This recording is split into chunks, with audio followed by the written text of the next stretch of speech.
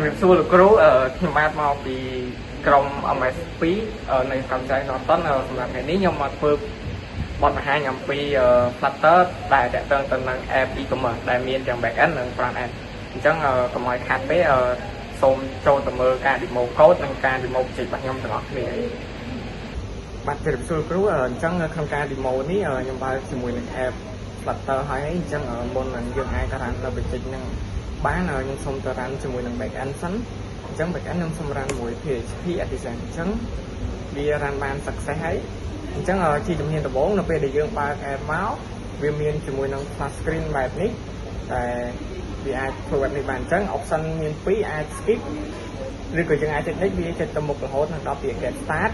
យើងអាច get start ទៅនឹងចូលដល់ហើយ sign in អញ្ចឹងជាជំហានដំបូងបើសិនជាយើងអត់ទាន់មានជាមួយនឹង account ទេអញ្ចឹងយើងអាចចូលទៅការ register អញ្ចឹងនៅពេលដែល register ពួកខ្ញុំទាមទារនៅ4 option គឺមានជាមួយឈ្មោះ email ហើយនិង password អញ្ចឹងខ្ញុំសូមបង្កើតឈ្មោះយកតែម្ដងអញ្ចឹងខ្ញុំសម្រាប់ឈ្មោះឡុងវិជ្ជការហើយ email គឺ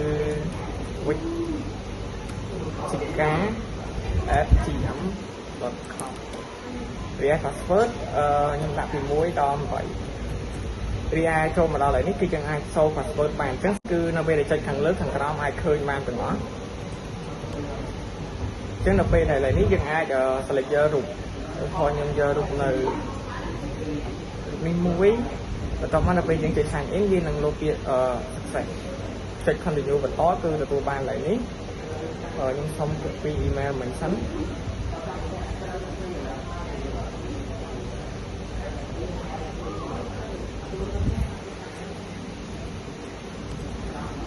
ចឹងឥឡូវនេះក៏យើងអាចសូបានដែរអញ្ចឹងនៅពេលដែលយើងចុច sign in គឺវានឹងលោតមកដល់ហើយ home screen អញ្ចឹងចំពោះនៅក្នុង home screen របស់យើងគឺយើងមាននៅ application bar ចំនួន4មាន home មាន my order មាន favorite ហើយនិង account អញ្ចឹងនៅក្នុង home នេះគឺយើងសូនៅប្រដាប់របស់យើងមកទាំងអស់តាំងពី best seller ឬក៏ផលិតផលទាំងអស់ឬក៏មានជាមួយនឹងផលិតផលដែលមានតម្លៃខ្ពស់ឬក៏តម្លៃដែលគេវាយតម្លៃតាម rating អញ្ចឹងចំពោះជំហានទី1នៅពេលដែលយើង select លើ category នីមួយៗវានឹងចូលទៅកាន់ category របស់ប្រភេទអីវ៉ាន់ដែលស្ថិតនៅក្នុង category មួយហ្នឹងរីឯបើសិនជានៅក្នុងចំណុចបន្ទាប់product គឺខ្ញុំបានសូមមកតែ4ទេប៉ុន្តែបើសិនជាខាង user គាត់ចង់មើល product ទាំងអស់វិញគឺគាត់អាចចុចមើលទាំងអស់អញ្ចឹង product ដែលមាននៅក្នុងនេះគឺវានឹងសូមមកបែបនេះអញ្ចឹងនៅពេលដែលគាត់ឆ្លាញ់ឬក៏ទិញអីវ៉ាន់ណាមួយគឺគាត់អាចចុចលើលេខនេះហើយគឺវានឹងសូជា detail បានអញ្ចឹងនៅក្នុង detail ខ្ញុំមានបានបង្ហាញជាឈ្មោះតំណែងហ្នឹងតម្លៃហើយនិងទំហំអីផ្សេងរីឯយើងទិញឥឡូវនេះវានឹងចុចទៅកាន់ redirect page មួយទៀតប៉ុន្តែនៅដោយសារពួកខ្ញុំមានពេលវេលាតិចអញ្ចឹងខ្ញុំធ្វើបានតែកន្លែង add to cart មួយអញ្ចឹងឧទាហរណ៍ថាបើសិនជា user គាត់ឆ្លាញ់នៅមុខតំណែងមួយនេះគាត់ចុច favorite អញ្ចឹងនៅពេលដែលយើងចេញមកខាងក្រៅវិញនៅពេលដែល user ម្នាក់ហ្នឹងខិនដែលគាត់មាន account ហើយគាត់អាចចុចចូលទៅមើល favorite គឺគាត់នឹងឃើញអ្វីដែលគាត់បាន favorite ឡើងហ្នឹងហើយអញ្ចឹងនៅ option ផ្សេងៗទៀតគឺយើងអាច search អាច filter ទៅតាម last cheaper អីបានផ្សេងអញ្ចឹងខ្ញុំនឹងធ្វើការ sort filter មួយអញ្ចឹងតម្លៃ ក្រែមនេះគឺតម្លៃត្រឹមតែ12ទេអញ្ចឹងនៅពេលដែលយើងចាប់ផ្ដើមធ្វើការ short តាក់ទងទៅនឹងតម្លៃ12វាជាប្រភេទដែល cheapest អញ្ចឹងខ្ញុំអាចចុច cheapest អញ្ចឹងគឺក្រែមនេះនឹងលោតមកជា first way រីឯជំនាញបន្ទាប់គឺតាក់ទងទៅនឹង account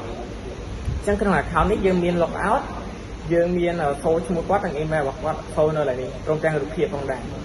អញ្ចឹងបើសិនជាគាត់ចង់ធ្វើការកែឈ្មោះអីគាត់អាចចូលមកកែប្រវត្តិរូបរបស់គាត់នៅកន្លែងនេះបាន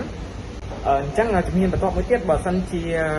អ្នកនរគ្នាចង់កែប្រែជាមួយនឹងភាសាអញ្ចឹងអាចកែប្រែភាសាបានឧទាហរណ៍នៅពេលដែលយើងចុច language ជា English គឺវានឹង change គ្រប់ page ទៅជា English ទាំងអស់អញ្ចឹងដោយគ្រប់ page នេះអញ្ចឹងដោយសារ page មុនជាភាសាខ្មែរតែ page នេះគឺ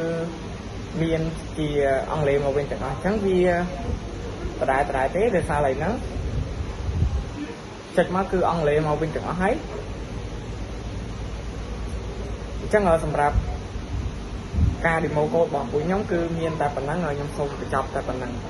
សូមអរគុណជម្រាបលាលោកគ្រូ